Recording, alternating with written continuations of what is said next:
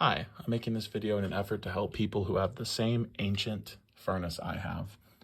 I have the Lennox G12 made in 1987, and the only other video on YouTube that talks about this furnace is filmed in pitch black darkness. It's like a 7-minute video. It's way too long.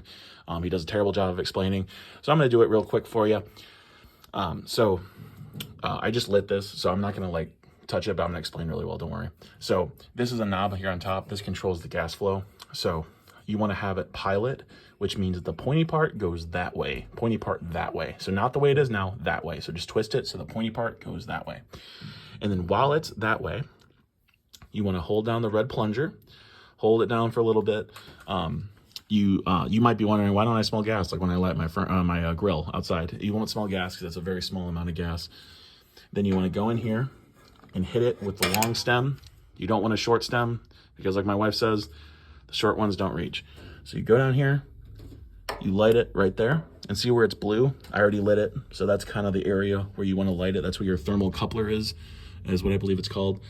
So that's where it is. You're not going to burn anything because it's, all metal, obviously. It's on fire all the time, so you're not going to hurt anything. So just put it down in there, and once it's lit, you're all good.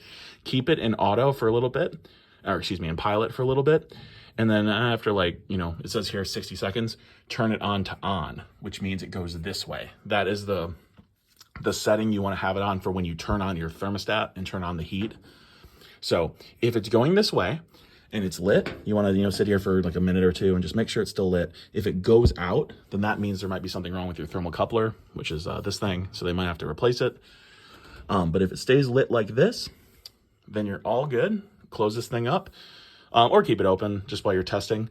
Turn the thermostat on the heat, and these all should light up and heat up your house. So I hope that was helpful. Should have everything you need.